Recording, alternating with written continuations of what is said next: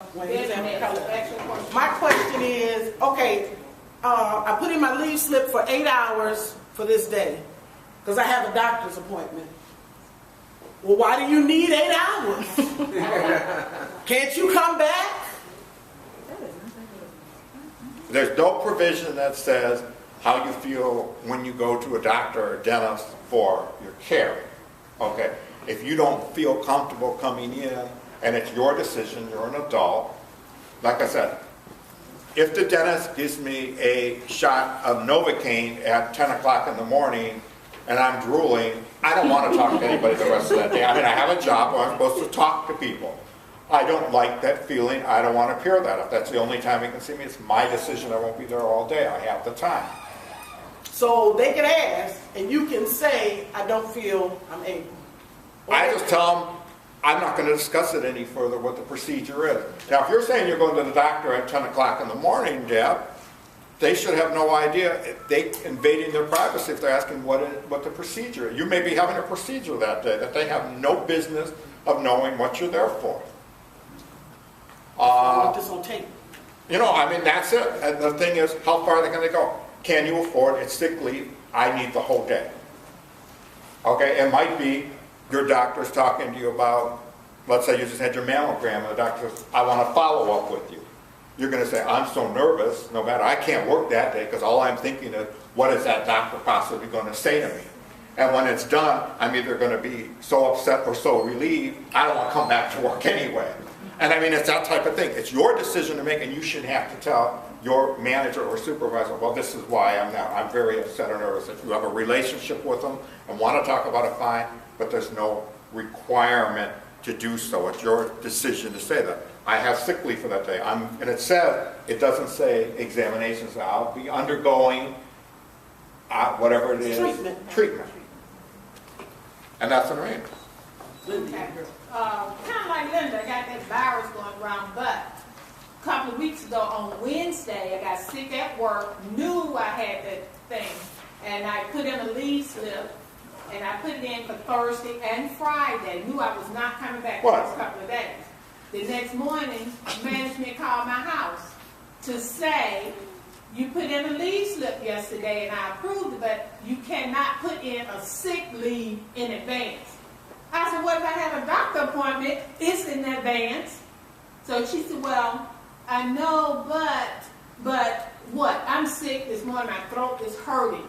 So she said, well, officially, I'm not supposed to approve it, but I'll go ahead and approve it. I said, okay, all right. So she said, well, I'll hear from you tomorrow. I said, I put in a leave slip for 2 days. So I did call on Friday because I was waiting for her to call me back. But she did. So then I took Monday off, too. But I did call because I just put in the leave slip for that day.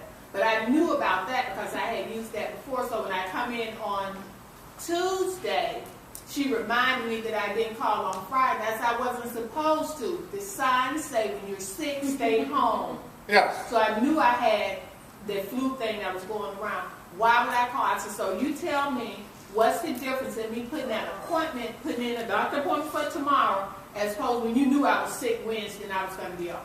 So she couldn't tell. And if I'm better, I'll come in. But do you, is it so you cannot, if I'm sick and I'm giving you a leave slip going home, no difference than saying I'm going to be off the next couple of days because I'm sick. But she said they cannot approve of that. Is that true? I knew it was a lie, but she couldn't. She could approve. Of course they can approve at time. If I call in today and say I'm not going to be there the rest of the week, I have the flu, I'm so sick, I know I have this, or something else. Let's just say anything. Let's just say somebody who's diabetic, you know, and yesterday I didn't eat right, and, you know, I'm dizzy from this, and my doctor, and I know anytime this happens, for the next 2 days, I'm just supposed to make sure that I stay home and do whatever it is. And I mean, that's for you to know. You don't even have to tell them. I'm sick. I know I will not be there for the next couple of days. What is it at? It's only if it's physical. I fell down, broke my arm, you know, I'm getting it set tomorrow. I mean, I asked her to show it to me. She still hasn't shown it to me yet. But I wanted to know, how could she said you're not supposed to pre-approve sick leave? You know I'm sick. I know I'm sick. Right, exactly. If they think you're abusing it, they have actions to take. And until they take those actions, they shouldn't be going into that.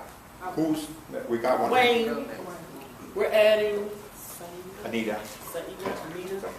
I got Yes, Wayne. two questions. If Ms. Sanders was out sick, can I call in for her? If what now? If she was out sick and couldn't call in herself, can I call in for her? Yeah, contract says you can do that. Contract says you can do that. Says normally you won't, but other people can call in for you. Okay. Another question, when you call in and you talk to somebody in management, who will answer the phone?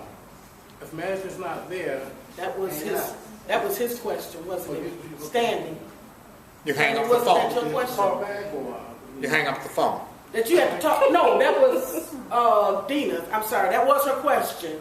She said that when she calls in, management says you gotta wait till your supervisor comes, you gotta call back and talk to your supervisor. You said, Deborah, that the Okay. contract state that. He's looking it up.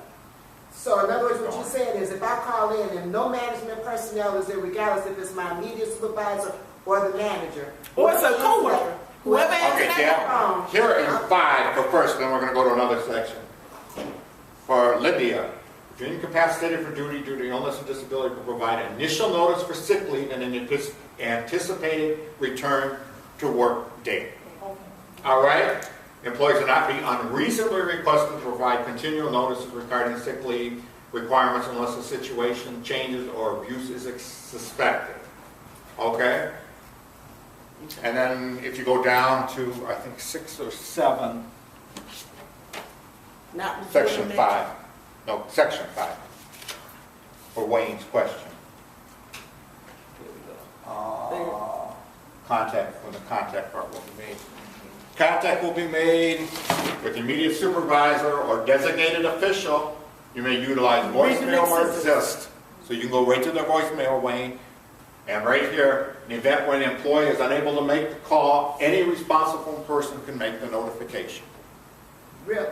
And that would be, let's just say, that's just for that's not just for sick leave, that's for an anticipated use of leave. Let's just say you have a mother in Alabama or something, they called you during the night and said,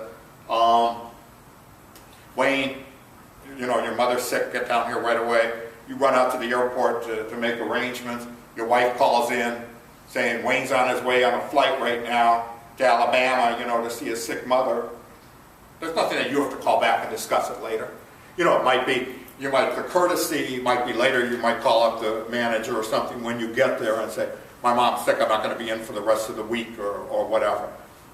But someone else can call in for you. There's no requirement that says you have to go back there and do it. Okay, now right above it, the question is, do I have to call my immediate supervisor? That's what I want. You call who's ever there. Contact will be made, well, still contact. In the event that neither are available, employees may utilize voicemail or who's ever the officer in charge that day. I mean, I don't know about most of you, we'll get to you in a second, Linda. I don't know about most of you, but my supervisor does not tell me their schedule.